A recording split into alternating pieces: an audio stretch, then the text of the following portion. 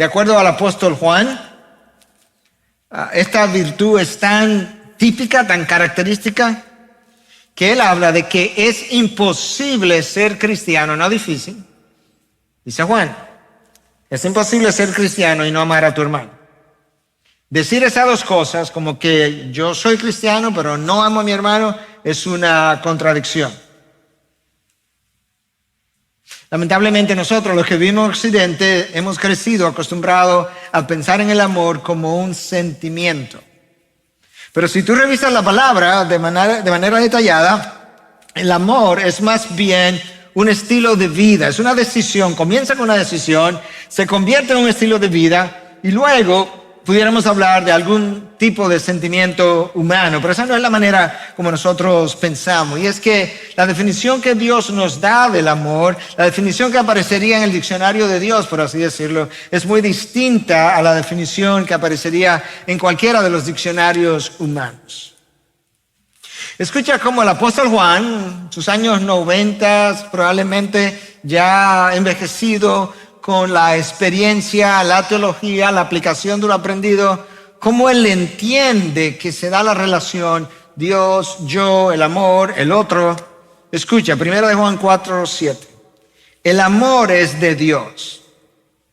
Y todo el que ama es nacido de Dios y conoce a Dios. Tú ves ahí claramente cómo Juan lo entiende. Si tú amas, eso implica, si tú amas verdaderamente, como la Biblia manda amar, eso implica que tú has nacido de Dios, porque hay una sola forma como tú puedes amar, y es que Dios te lo haya dado, porque el amor es de Dios, y eso dice la palabra, que en esto sabemos que somos sus hijos. ¿En qué? ¿Qué cosa? En que amamos a Dios, pero si amamos a Dios es porque Él nos amó primero. Lamentablemente estamos tan acostumbrados a pensar en el amor en términos de un sentimiento, porque nosotros definimos el amor en términos de lo que yo soy, de lo que yo siento, de cómo tú me haces sentir. Pero cuando Dios define el amor, Él define el amor conforme a su carácter, a lo que Él es. Esta es la razón por la que cuando alguien está tratando de ayudarme a crecer en la dirección de la imagen de Cristo, yo muchas veces no interpreto eso como amor. Interpreto eso más como quizás algún tipo de disciplina o quizás como alguna forma que ese otro tiene, no muy bondadosa, no muy amorosa, de empujarme en una dirección, y veo al otro que sí está tratando de hacerme sentir bien como alguien que sí me ama. Esa es como la introducción a lo que Pedro tiene que decirnos hoy. Quería mencionar eso porque yo creo que nos va a permitir entender mejor a lo que Pedro se estaba refiriendo y luego entender mejor a lo que la palabra define como amor. Escucha ahora en el texto de hoy, primera carta de Pedro, capítulo 1, el texto va del versículo 22 al 25, pero yo voy a leer 2 versículos primeramente, solamente, 22 y 23. Puesto que en obediencia a la verdad ustedes han purificado sus almas para un amor sincero de hermanos, ámense unos a otros entrañablemente de corazón puro. Pues, ya que debido a, dependiendo de la traducción, pudiéramos decirlo, puesto que han nacido de nuevo, no de una simiente corruptible, sino de una que es incorruptible, es decir, mediante la palabra de Dios que vive y permanece. Ahí en esos 2 versículos hay 2 conceptos que yo necesito entender, y hay un tercero que no está ahí, pero que tenemos que traerlo para poder entender mejor qué es lo que esos 2 versículos nos quieren decir. Esos 2 conceptos que están en esos 2 versículos son los siguientes. Número 1, la necesidad de amar. ¿Por qué? Número 2, ¿qué es lo que me capacita para amar al otro? Y el tercer concepto que yo necesito entender y donde vamos a emplear un buen tiempo es qué es el amor, porque si yo no entiendo lo que es el amor, y obviamente vamos a tener que ir a otro pasaje para verlo, pero si yo no entiendo lo que es el amor, yo no sé qué es lo que Pedro me está diciendo cuando me dice, cuando me expresa, cuando escribe que ame profundamente, entrañablemente, de forma genuina. Yo no entiendo eso, no sé exactamente lo que quiere decir. Cada uno de nosotros pudiera estar pensando en conceptos o ideas distintas. Recordemos que esta carta fue dirigida a hermanos que estaban bajo persecución, en tribulación. De alguna forma, Pedro entendió que hermanos en esa condición necesitaban de algunas cosas, y esta es una de ellas, necesitaban de algunas cosas para poder permanecer fieles en la carrera hasta el final. Y eso es lo que él trata de hacer al final de este capítulo. De hecho, él les da 7 imperativos de cosas o disposición de espíritu que ellos necesitan para mantenerse en la carrera fiel, siendo fieles a Dios. Yo te voy a resumir brevemente, a manera como de bullets, 6 de las 7 que ya cubrimos para volver a leer la número 7 que está en el texto de hoy. Lo primero que Pedro le dice que ellos necesitan para poder pelear la buena batalla es preparen su entendimiento para la acción. Versículo 13, primera parte. Preparen su entendimiento para la acción. Número 2, sean sobrios en espíritu. Versículo 13, segunda parte. Número 3, pongan su esperanza completamente en la gracia que se les traerá la revelación de Jesucristo. Versículo 13, tercera parte. Noten cómo estos verbos están todos imperativos. Número 4, no se conformen a los deseos que antes tenían en su ignorancia. Versículo 14. Número 5, sean ustedes santos en toda su manera de vivir. Versículo 15. 6, condúzcanse con temor durante el tiempo de su peregrinación. Versículo 17. Ahí hay 6, ya los cubrimos. El número 7 que está hoy es otro imperativo. Es de hecho la forma, es un participio perfecto en el lenguaje original, lo que implica que esto es algo que tenemos que continuar haciendo. Y esto es lo que dice: ámense unos a otros entrañablemente de corazón puro. Versículo 22. No me deja una opción. Ámense. Obedecí la verdad, obedecí el evangelio. De hecho, esa frase, obedecer la verdad, vivir en la verdad, en diferentes pasajes del Nuevo Testamento es el equivalente a vivir en el evangelio, vivir el evangelio, haber abrazado el evangelio, obedecer el evangelio. De manera que eso es lo que Pedro está diciendo. Como ustedes ya obedecieron el evangelio y creyeron, por eso ahora que han nacido de nuevo, y lo vamos a ver reforzado un poco más adelante, ¿ahora qué? Ahora tienen que amarse los unos a los otros con amor sincero. Tiene sentido que Pedro le haga esta observación porque ellos están en tribulación, están en dificultad, están en debilidad en ese sentido. Imagínense ahora que encima de toda esa tribulación, además ellos estén divididos. Una de las cosas que posteaba ayer, yo creo, es, dado los tiempos difíciles que estamos viviendo, como veo en las redes muchas veces cristianos mordiéndose unos a otros. Pablo le dice, cuando escribe a sus seguidores, que cómo es que si nos mordemos unos a otros, nos vamos a terminar destruyendo los unos a los otros. Pedro dice, en la NTV, Nueva Traducción Viviente, ámense profundamente de todo corazón. Esa es la única manera de sobrevivir. Nota que Pedro no le da ese mandato como una opción, sino como una obligación. De nuevo, el versículo 22, pero en la Nueva Biblia de las Américas, que ya la leí. Al obedecer la verdad, ustedes quedaron limpios de sus pecados, por eso ahora tienen que amarse unos a otros como hermanos, con amor sincero. Ellos abrazaron el evangelio, creyeron el evangelio, nacieron de nuevo, y por tanto la implicación del versículo es que cuando tú naces de nuevo, cuando tú eres una nueva criatura, se supone que tú amas al hermano. Y se supone, de acuerdo a lo que Juan revela en su primera carta, que si no has nacido de nuevo no puedes amar al hermano. Y que si digo que amo al hermano y que también que no amo al hermano y que no amándole soy cristiano, Juan dice, no, eso no es posible, eso no se da.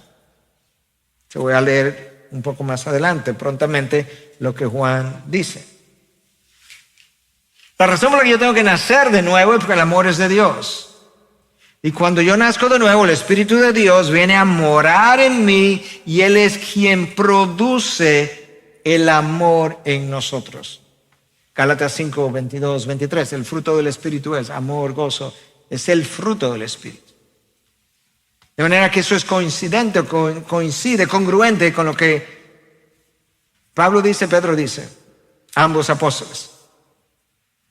Lamentablemente, yo también necesito entender algo que hablábamos ayer. El pecado en nosotros, primero, antes de venir a Cristo, nos impide amar y nos impide ser amados correctamente. Pero aún después de venir a Cristo, el pecado remanente en nosotros impide que podamos amar de manera entrañable, sincera, genuina. Porque el pecado nos hace egocéntricos y personas egocéntricas no pueden darse incondicionalmente. Esa es una realidad.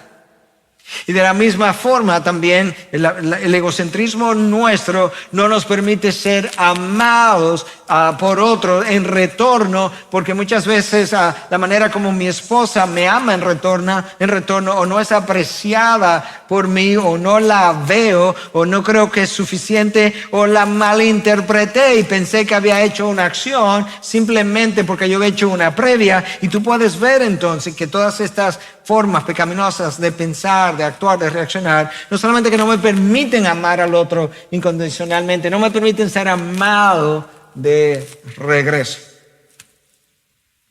Pero la palabra me dice que el comienzo de eso es un nuevo nacimiento, y por eso le decíamos al grupo de parejas ayer que yo iba a decir algo de manera sobria, pero podría sonar jocoso o contradictorio, pero no lo es. Y es que en cuanto al amor se refiere, tú y yo necesitamos nacer de nuevo, de nuevo. Tú necesitas nacer de nuevo. En otras palabras, yo necesito, aún después de haber nacido de nuevo, adquirir un nuevo conocimiento, una nueva dimensión de las verdades relacionadas al amor de Dios por mí, a mi amor por Dios y a mi amor por el otro. Entonces déjame leerte un par de versículos de la primera carta del apóstol Juan que nos complementa, nos trae luz sobre el pasaje de hoy. Primero de Juan 3, versículos 10 y 11. En esto se reconocen los hijos de Dios y los hijos del diablo. 2 puntos. Wow. Es como que, espérate, vamos a pararnos ahí. O sea, Juan me va a decir algo después de esos 2 puntos que establece la diferencia entre los hijos de Dios y los hijos del diablo. O sea que cuando tú estés leyendo eso, si lo vas a leer otra vez, como que eso merecía una pausa y decir, espérate, esto que viene es importante. Entonces aquí está la diferencia. Todo aquel que no practica la justicia no es de Dios. Eso es entendible. Punto y coma. Tampoco aquel que no ama a su hermano. Uy. Para Juan, si tú no amas a tu hermano, no eres hijos de Dios. Versículo 11. Porque este es el mensaje, el porque establece la razón por la que él está diciendo lo que está diciendo. Porque este es el mensaje que habéis oído desde el principio, que nos amemos unos a otros. ¿De cuál principio? Del principio de la Biblia. En el Pentateuco, en el libro de Levítico, está el mensaje de amarnos unos a otros. Y en la carta de Juan, una carta corta, 5 capítulos, aparece varias veces, no solamente la necesidad de amarnos, sino la idea de que si amo, he nacido de nuevo, si no he nacido de nuevo, no amo, no puedo decir que he nacido de nuevo y no amar al mismo tiempo. Mira cómo Juan, otra vez, todavía en el capítulo 3, pero 2 versículos más abajo ahora, versículo 14, mira cómo él lo dice. Nosotros sabemos que hemos pasado de muerte a vida, o sea que nacimos de nuevo. ¿Cómo, Juan? ¿Cómo es que sabemos que nacimos de nuevo? Porque, ahí está la explicación, amamos a los hermanos. Vamos a leerlo entero otra vez. Nosotros sabemos que hemos pasado de muerte a vida porque amamos a los hermanos. El que no ama permanece en la muerte. ¿En cuál muerte? En la muerte espiritual del que no ha nacido de nuevo. D.L. Moody, fundador del Instituto Moody, lo decía de esta manera. Tú puedes ser un buen médico sin amar a tus pacientes. Tú puedes ser un buen abogado sin amar a tus clientes. Tú puedes ser un buen geólogo sin amar la ciencia. Lo que tú no puedes ser es un buen cristiano y no amar. Pedro dice, no, Moody, te equivocaste. Tú ni siquiera puedes ser cristiano, no un buen cristiano, no cristiano, punto, sin amar. Por eso que el texto de hoy dice, ustedes tienen que amarse unos a otros como hermanos, con amor sincero. Pero él dice, ¿por qué? Porque ya fueron limpios de sus pecados. Ya fueron libertados, las amarras fueron soltadas. Y fueron perdonados y salvados por amor. Por tanto, tú debes entender en qué es que consiste ese amor. Ve y practica lo mismo de manera horizontal, que ya lo recibiste de manera vertical. Dios define el amor, como dijimos, conforme a su carácter. Cuando una persona exige lo que quiere, cuando quiere, cómo lo quiere, eso no es amor. Yo creo que eso es fácil de ver. El amor no demanda, tanto amó Dios al mundo que demandó que se sometieran a Él.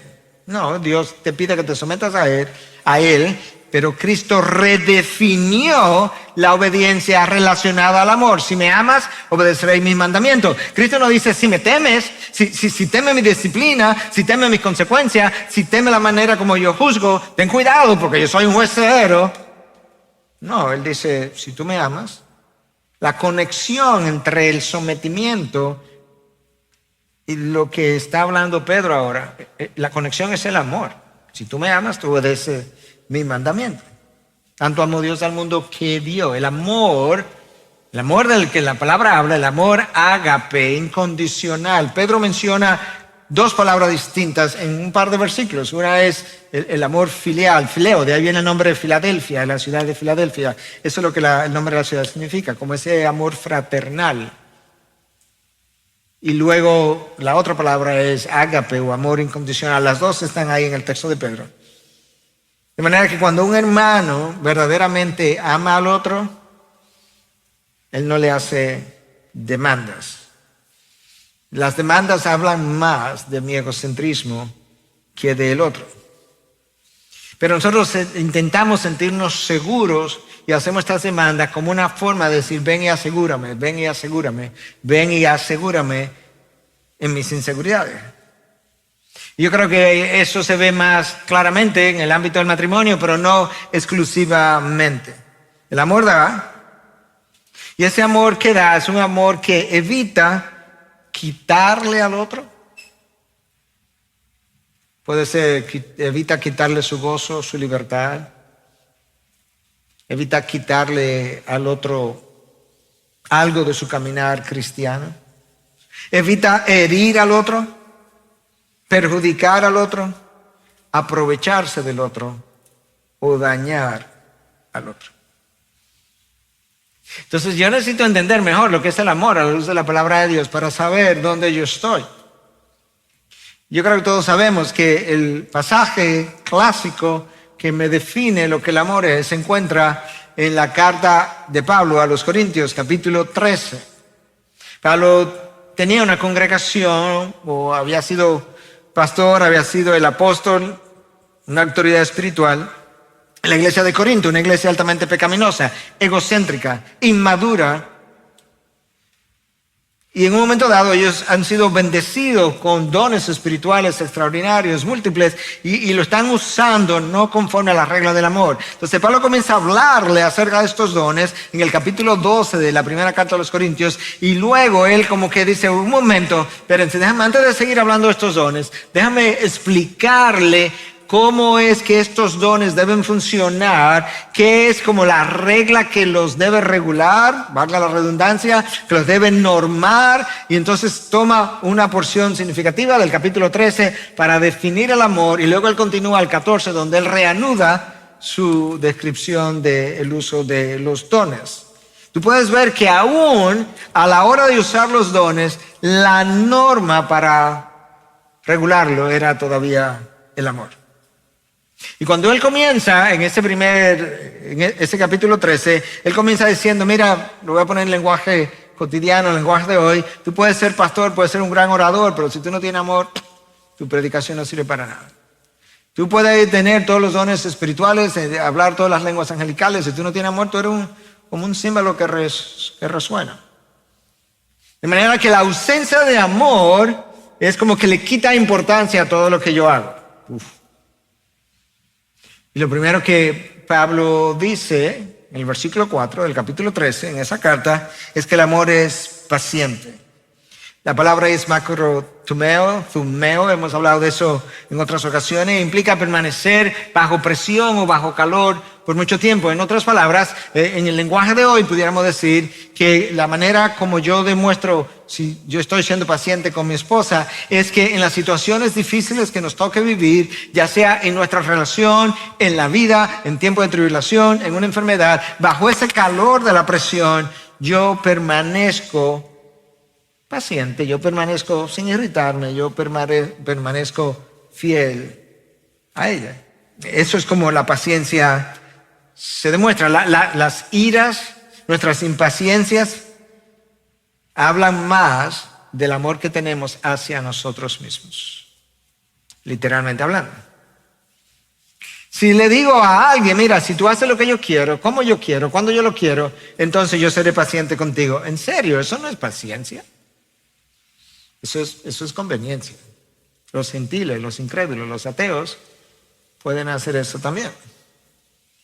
La palabra dice que la paciencia va a implicar que yo voy a esperar ver a Dios obrar, voy a esperar por el poder de Dios obrando en el otro para cambiar, y que yo voy a esperar considerando la actitud que yo debo tener en la espera, porque yo puedo esperar con una mala actitud, yo puedo esperar con una buena actitud. La palabra paciencia implica que tú estás esperando con una buena actitud, y nadie ha sido más paciente que nuestro Dios esperando por nosotros, a veces por la conversión. De hecho, Pedro nos dice que Dios ha retenido su regreso, no porque Él no piensa hacer justicia, por así decirlo, sino porque no deseando que nadie perezca, eso es amor, sino que todos vengan al conocimiento de la salvación. Él ha hecho más lenta, vamos a decirle otra palabra, ha sido paciente en la espera. Pero luego agrega y dice, no solamente el amor es paciente, el amor es bondadoso. Entonces, ¿qué es la bondad? Bueno, la bondad es como esa inclinación natural que Dios tiene a hacer el bien al otro. La bondad es esa cualidad que Dios tiene, que algunos tienen parcialmente, de estar siempre procurando llenar una necesidad en el otro a beneficio del otro, que a veces hacemos eso hasta para beneficio nuestro, porque llena un tanque en nosotros. No, esto es para que el otro sea beneficiado. La persona bondadosa inicia muchas veces la acción antes que se le pida. Antes de que el otro acuda a mí pidiendo ayuda, la persona bondadosa, como es una inclinación natural, tiende frecuentemente a iniciar la acción de la ayuda voluntariamente. Aún el diccionario de la Real Academia define, un diccionario secular, define la bondad de esa manera: inclinación natural a hacer el bien. Lamentablemente, nuestra inclinación natural frecuentemente es autoprotegerme, autocuidarme, cuidar mi tiempo, mi espacio, mi tiempo de diversión, que nadie me lo estropee, por así decirlo. Pablo luego pasa a decir que el amor no tiene envidia. Si estás en una relación con tu esposa, con tus hijos, con hermanos de la iglesia, y ese hermano de la iglesia tiene algo que tú no tienes, es promovido y a ti tú no, a su sueldo lo subieron y el tuyo no, ya sea que trabaje contigo o no trabaje contigo, tú no tienes envidia de eso que él tiene y tú no tienes. Tú no te molesta. No hay razón para eso. O el amor no es celoso porque no se siente amenazado por la persona a quien amas, porque quizás él o ella me quite algo a mí, o ya sea que me quite respeto, me quite posición, me quite beneficios, o me quite comodidad. Pero la envidia, que por ahí comenzamos, es como una expresión de ingratitud, porque si algo tiene el otro y yo lo estoy envidiando, yo no tengo gratitud, complacencia con lo que Dios me ha dado. Pablo dice, no, el amor no se comporta de esa manera. El amor no es jactancioso, no es arrogante. Cuando la mayoría de nuestras conversaciones comienzan conmigo, ¿no? Ya sea con el pronombre yo o simplemente aludiendo a mi situación, a lo que me hiciste, a cómo me heriste, a cómo me ofendiste, a cómo yo fui afectado y no estoy considerando, no estoy tratando de entender cómo el otro fue afectado, cómo fue herido, cómo el otro fue también afectado, sería la palabra. Pues de nuevo estoy mostrando un cierto grado de orgullo y de egocentrismo, porque es como yo estoy viendo mis relaciones y viendo la vida. Pablo dice, no, el amor no es jactancioso. El esposo jactancioso decía esta mañana que lo iba a usar al esposo simplemente para incriminar a mi género y no al género femenino. El esposo jactancioso siempre tiene una opinión, independientemente de lo que la esposa esté hablando. Él siempre quiere tener la última palabra. Él siempre sabe qué hacer, aunque él no sepa de lo que están hablando. Como decíamos esta mañana, la diferencia entre la persona sabia y la persona necia, el sabio siempre tiene algo que decir, pero el necio siempre tiene que decir algo. Pablo dice, no, la persona que ama no es así, no tiene jactancia, no está centrada en él, está centrada en el otro. Filipenses 2, considera al otro como superior a ti mismo. Tenéis la misma actitud que hubo en Cristo Jesús. La jactancia celebra los propios logros, no los del otro. La jactancia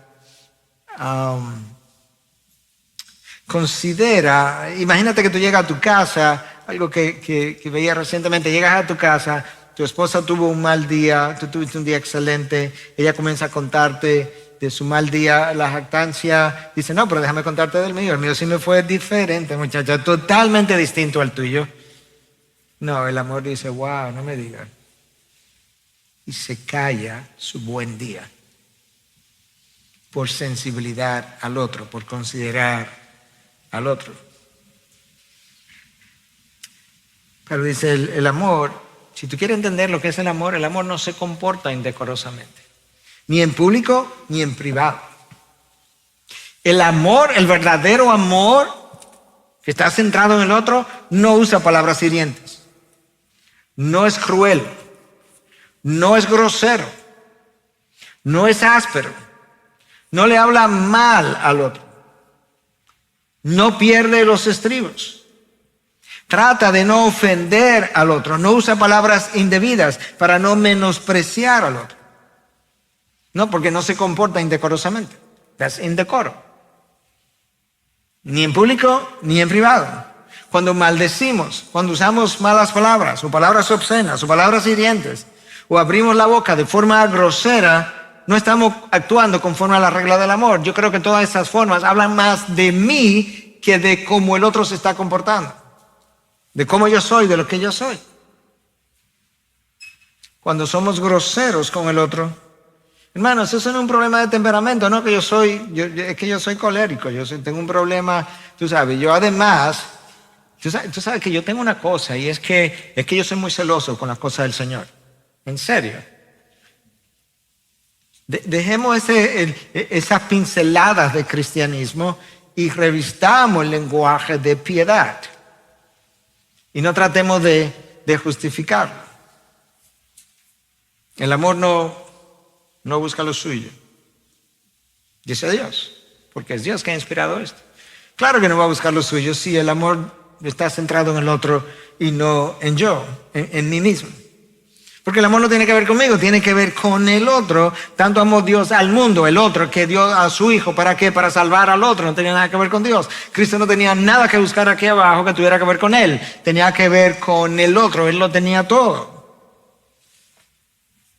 El amor piensa en el otro, le sirve al otro. Por tanto, el amor es servicial. El amor es sacrificial. Busca siempre la oportunidad de servir. Pastor, ¿y qué uno hace? Porque a veces, mira, yo he tratado de hacer eso con mi pareja, pero él o ella no aprecia lo que hago. Y entonces, ¿qué hago? Bueno, tú piensas que verdaderamente tú y yo hemos apreciado completamente todo lo que Dios ha hecho por nosotros? ¿Tú piensas verdaderamente? Claro que no. Entonces, ¿cómo Dios ha reaccionado cuando yo no he apreciado todo lo que Él ha hecho por mí? He reaccionado ¿cómo? Con paciencia, con bondad, en espera. Bueno, entonces, ¿qué hago cuando mi cónyuge no aprecia lo que yo hago? Tú esperas como Dios ha esperado y está esperando por ti y contigo. Porque Cristo nos dice que nosotros, literalmente, de salido de sus labios, ámense unos a otros como yo os he amado. ¿Tú quieres saber qué es lo que significa amarse unos a otros? Cuando yo lo dije, tú mira como yo te he amado y así es que yo quiero que lo hagas. El amor no se irrita, dice Pablo. Bueno, pero eso tiene que ver con paciencia. Eso tiene que ver con no comportarse decorosamente, sí, pero como que Pablo está pensando, sí, pero a esta gente hay que decírselo más de una vez, más de una forma, porque si no, no se la llevan. No se irrita. La facilidad con la que nosotros nos irritamos con alguien habla de mi falta de amor. La facilidad con la que un médico se irrita con sus pacientes habla de su falta de amor. La facilidad con la que un adulto se irrita con los niños habla de su falta de amor. La enorme paciencia que la gente tiene con perros, gatos y otros tipos de animales habla de que ellos aman a los animales. Entonces ahora por eso Pablo está diciendo, la irritación fácil manifiesta nuestra falta de paciencia y el amor es paciente, por tanto la falta de amor. Tú puedes ver que Pablo está definiendo el amor no en términos de un sentimiento, está definiendo el amor en términos de una decisión que yo hago. De hecho, todas esas palabras en el lenguaje original, en el griego del Nuevo Testamento, son verbos, en términos de una decisión que yo hago y de un estilo de vida, de una forma como yo he decidido vivir. El amor no toma en cuenta el mal recibido, dice Pablo. Oye lo que él está diciendo. Pablo no dijo, el amor no se hiere. Claro que yo puedo amar y herirme. Cristo fue herido hasta el punto de llorar. Se entristeció por Jerusalén. El amor que Pablo está hablando, cuando dice que el amor no toma en cuenta el mal recibido, no está diciendo que no se acuerda lo que hicieron ayer o en un año. Claro que nos vamos a acordar, a menos que hayamos desarrollado falta de memoria. Claro que nos vamos a acordar. Pero cuando dice que no toma en cuenta el mal recibido, es en este sentido, como Pablo lo usa cuando escribe a los Corintios, capítulo 5, versículo 19, y dice que Dios estaba en Cristo no tomando en cuenta a los hombres sus transgresiones. Entonces, cuando no le tomó en cuenta sus transgresiones, ¿qué hizo? Le envió a mi hijo. Si le hubiera tomado en cuenta sus transgresiones, no le envió a nadie, ni un ángel. Pero le envié a mi hijo porque lo que hice fue como que, sabiendo lo que estaba ahí, le pasé por alto e hice conforme a mi carácter, mi amor, mi benevolencia, me movió a querer salvarlos. Entonces, cuando me pide que no tome en cuenta el mal recibido, es que no esté mirando hacia atrás, mira hacia adelante. Que no me vuelva histórico en revisar lo que pasó en el pasado. Tú estás en el presente, te mueves hacia adelante. A eso es que se está refiriendo. Tú reconoces lo que pasó, tú perdonas lo que pasó y tú esperas por lo que puede pasar en el futuro. El amor no se regocija de la injusticia, dice Pablo cuando va cerrando su definición. Por tanto, el amor ama estar en la verdad. El amor ama vivir en la verdad. Evita, como ama la verdad y vivir en verdad, evita todo mal o toda injusticia contra el otro.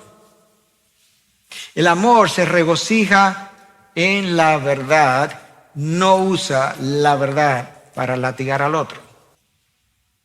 Tú amas a través de la verdad y tú expresas la verdad a través del amor. El verdadero amor implica que tú dices la verdad, aun cuando duela, pero sabe cómo decir la verdad. El verdadero amor no va, como yo la otra vez esta mañana, dice, no, pero yo lo que le dije fue la verdad, si se ofendió el problema de él, yo le dije la verdad. No. Verdadero amor dice, yo tuve que decirle la verdad.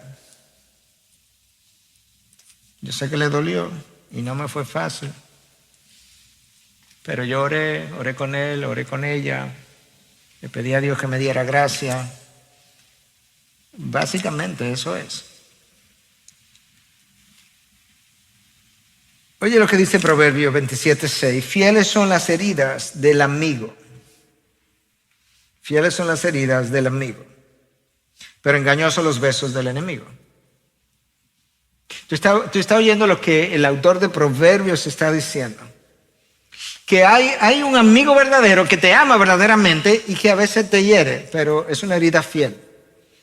Y luego hay un enemigo que te llena de besos, que te hace sentir bien, pero no es tu amigo. Nosotros usualmente valoramos el amor conforme a cómo nos sentimos. Decía una frase que leí recientemente de Tim Keller, que el verdadero amigo te hiere para luego sanarte. Tiene la intencionalidad no de herirte, de sanarte, pero para sanarte tiene que decir algo que puede ser que te hiera, igual que el cirujano que te corta, pero para sanarte. Y visto así, entonces alguien pudiera decir, ¿no sabes qué? Si tu intención no es mi sanación, no quiero tus heridas, no las necesito. Ahora, si tu intención es mi sanación, amigo, ven y hiérame. Amar implica decir la verdad sin destruir al otro. Sin destruir su carácter, sin destruir su caminar, sin destruir su testimonio, sin destruir su fe, sin destruir sus emociones. Alguien decía que amar verdaderamente es dar al otro el poder de destruirte y confiar que no lo va a hacer. Piensa en eso por un momento. El amor verdadero, incondicional, se da al otro de tal manera que el otro conoce tanto de ti que él pudiera o ella pudiera destruirte. Pero tú has confiado en el amar al otro tanto, has confiado tanto en el otro que tú piensas, pero él o ella no lo va a hacer. Eso implica entonces que has amado incondicionalmente. Eso implica también que tú has confiado pensando que no te va a destruir. Pero para tú hacer eso, tú tienes que estar espiritualmente crecido y emocionalmente maduro. De lo contrario, jamás tú te vas a tomar esos riesgos. De manera que tú necesitas ambas cosas. El amor todo lo sufre, el amor todo lo cree. Bueno, cuando habla de todo lo sufre, y tiene que ver con paciencia.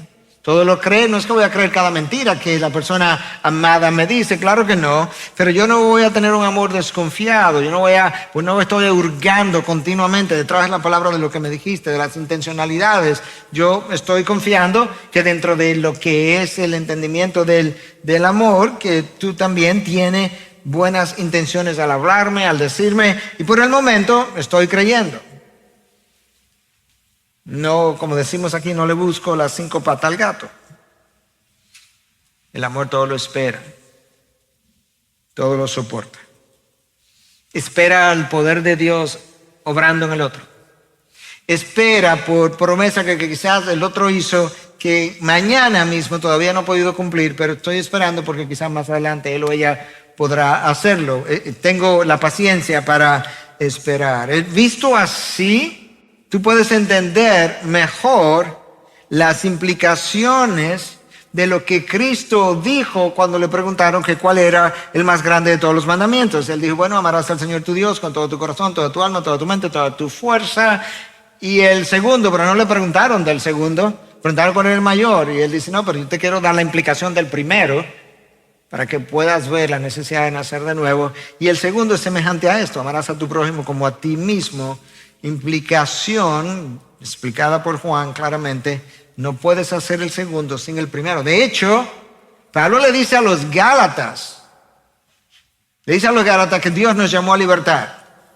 Y luego le explica a los Gálatas, le dice que toda la Biblia, por así decirlo, se puede resumir en una sola palabra. Le dice que ame a tu hermano.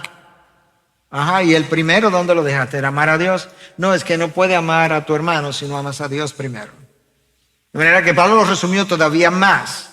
Entonces, el amar a Dios con toda tu alma, toda tu mente, toda tu fuerza, todo tu corazón, y el amar al otro es lo que ha sido llamado por los académicos o interpretado como, mejor dicho, la ley de Cristo. Cuando Pablo le dice a los Gálatas también en 6:2 y a los Corintios en el capítulo 9 en su primera carta y habla de la ley de Cristo. ¿Qué es la ley de Cristo? Lo que los académicos entienden es que la ley de Cristo es la interpretación y resumen que Cristo hizo de toda la Biblia cuando Él dice que en el amar a Dios y en el amar al prójimo, ahí se resume toda la ley y los profetas. Esa es la ley de Cristo. Tú haces eso y después tú haces lo que tú quieras. Tú amas a Dios y tú amas al hermano y luego haz lo que tú quieras. Wow. Bueno, pero yo no puedo hacer eso si yo no muero a mí mismo. No. La palabra me llama a morir a mí mismo. Y pudiéramos preguntarle a cada uno de nosotros qué significa morir a uno mismo y pudiéramos dar diferentes respuestas. Déjame darte esta interpretación de alguien que escribió esto de forma anónima, para que podamos entender qué implica morir a ti mismo. Cuando a ti se te pasa por alto, o se te deja a un lado, o se te considera un don nadie, y eso te duele y te molesta porque es un insulto o descuido, pero tu corazón está contento, sintiéndose digno de sufrir por Cristo, eso es morir a ti mismo. Cuando lo que haces bien, otro lo critica, ¿te ha pasado eso alguna vez? No, no te ha pasado. Algunos de nosotros.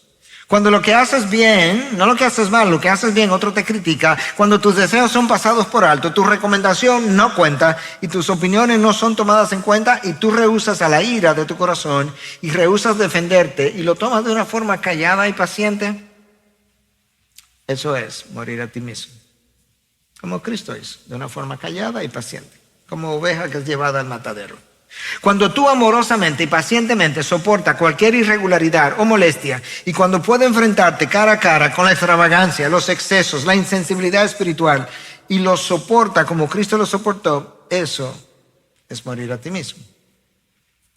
Cuando estás contento con cualquier comida, cualquier ofrenda, cualquier clima, cualquier sociedad, con cualquier actitud, con cualquier interrupción por la voluntad de Dios, eso es morir a ti mismo.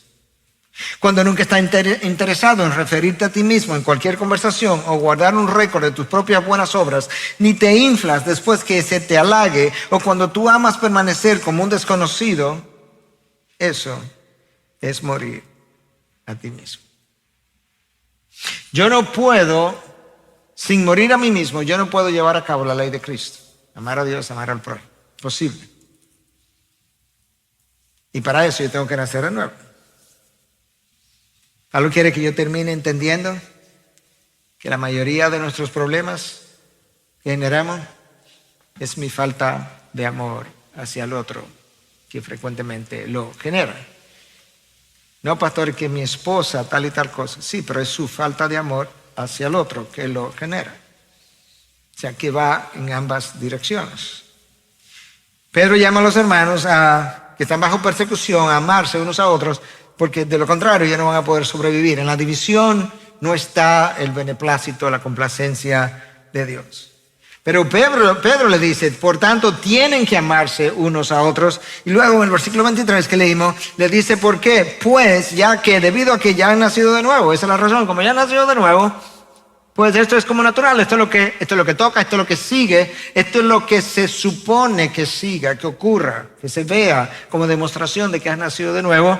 Entonces luego le explica cómo fue que nacieron de nuevo. No de una simiente corruptible, sino de una que es incorruptible. ¿Cuál es esa simiente incorruptible? Es decir, dice Pedro, mediante la palabra de Dios que vive y permanece. La simiente es una semilla, ¿te acuerdas la parábola del sembrador? Y al final la semilla representaba la palabra. Aquí también, naciste de nuevo mediante una semilla, una simiente incorruptible, que es la palabra de Dios, que vive y permanece. Lo que Pedro está haciendo ahora es ayudándola a tomar la temporalidad de la vida, que lo vamos a ver un poco mejor ahora en los próximos versículos, versus la permanencia, la eternidad de la próxima vida, de la vida que ahora tengo, de la vida nueva que he recibido, que la recibí por medio de la palabra que es viva, la palabra que es eterna. Esa palabra me ha dado vida nueva y vida eterna con relación a los nuevos criterios, a la nueva naturaleza de esa nueva vida es que yo tengo que ahora amar. Y toda carne es como la hierba, y toda su gloria como la flor de la hierba. Sécase la hierba, cáese la flor. Ahí está la temporalidad. La hierba se seca, la flor se cae. Pero, aquí viene la eternidad. La palabra del Señor permanece para siempre. Esa es la palabra que a ustedes les fue predicada. Esa es la palabra que a ustedes les fue predicada, la verdad que fue expresada, la verdad que ustedes abrazaron, la verdad que ustedes obedecieron, que le permitió nacer de nuevo, que le permitió amarse unos a otros. Entonces, dicho de otra manera, mi nuevo nacimiento me permite amar incondicionalmente. Cuando no lo hacemos, hay grados de rebelión en nosotros y de naturaleza caída en nosotros que lo están impidiendo, pero no es incapacidad. En la palabra es importante diferenciar entre incapacidad y una indisposición. Cuando la palabra dice, nadie puede venir a mí, dice Cristo, eso es una incapacidad. La mente del hombre pecador no se somete a Dios y ni siquiera puede. Él puede, me dice, eso es una incapacidad. El nuevo nacimiento me quitó esa excusa. No tienes una incapacidad, lo que tienes es una indisposición que yo necesito conquistar. Entonces, ¿cómo es que Dios mostró eso? Bueno, en su Hijo, en la cruz. Él fue a la cruz y en la cruz Él derramó sangre. Hizo lo último, dio su vida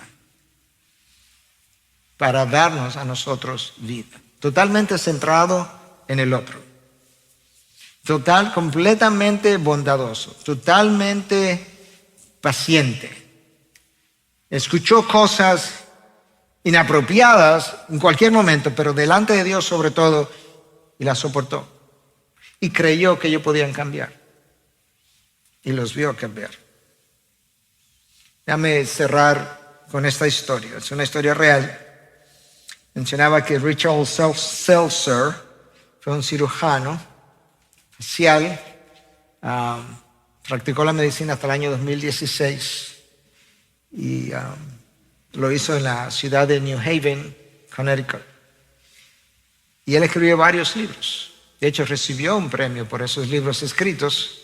Y en esos libros él habla de sus pacientes, de casos en particulares y cosas que él aprendió y cómo él creció. Uno de sus libros se llama Mortal Lessons o Lecciones Mortales, lecciones aprendidas. Déjame resumirte parte de la historia. Aquí está.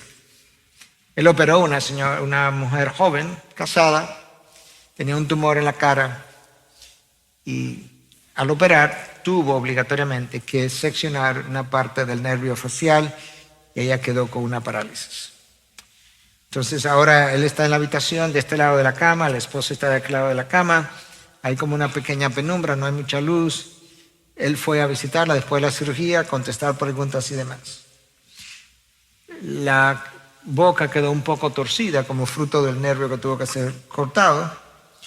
A pesar de que él siguió meticulosamente las líneas, los músculos, el trayecto del nervio. El esposo joven está allá al lado del otro lado y él incluso está como preguntándose como que quién es esta persona, en un sentido quizás existencial, no simplemente si es el esposo o no es la esposa. Y la paciente le pregunta al médico que si su boca se va a quedar así torcida de manera permanente. Y él le dice, lamentablemente sí, porque el nervio fue seccionado. Él cuenta que la paciente como que sonríe. Y yo no me imagino que fue una sonrisa de gozo, sino ese tipo de sonrisa que es como... Y el esposo que está del otro lado inmediatamente interrumpe, dice, a mí me gusta, luce como bonito. Y de repente el ciudadano dice que él puede ver, como que él bajó la cabeza y no, es como tan íntimo el momento entre ellos que él está un poquito como intimidado, él baja la cabeza, baja la mirada, pero él puede ver como de repente el esposo dobla sus labios, tuerce sus labios para acomodarlos a los labios de ella y la besa para mostrarle que su beso todavía funcionaba. Cuando Cristo vino, Él no torció sus labios, Él torció su vida. Y cuando fue a la cruz, Él torció su cuerpo para ayudarnos a nosotros a entender que a pesar de lo torcido que estamos, de lo pecaminoso que éramos, de lo no meritorios de gracia que éramos, Él estaba dispuesto a torcer su vida, a torcer su cuerpo, derramar sangre para perdonar mis pecados y mostrar que el sacrificio de la cruz todavía funcionaba para la redención del plan de Dios. Y Dios estaba en Cristo, reconciliando al mundo consigo mismo, no contando al hombre sus transgresiones, y nos ha dado a nosotros el misterio de la reconciliación, de manera que nosotros ahora podamos decir a los hombres, reconciliaos con Dios, que Dios pueda decir a los hombres por medio de nosotros, reconciliaos con Dios. Ese ministerio de la reconciliación lo tenemos nosotros, pero no lo podemos llevar a cabo de ninguna manera si nosotros no aprendemos a amar primero, amar a Dios y amar al prójimo, en ese mismo orden, de manera que el mundo pueda saber que literalmente Dios envió al Hijo, el Hijo me salvó y ahora yo le represento, y que mi marca distintiva es el amor incondicional que viene de Dios, que hoy yo reflejo para la salvación de aquellos que Dios está persiguiendo a través de mí, a quien Él salvó primero, pero que ha continuado buscando de toda la forma posible, de manera que su esclavitud al pecado pueda ser vencida y ella también puedan ser liberados y puedan aprender a amar a Dios y a los hombres.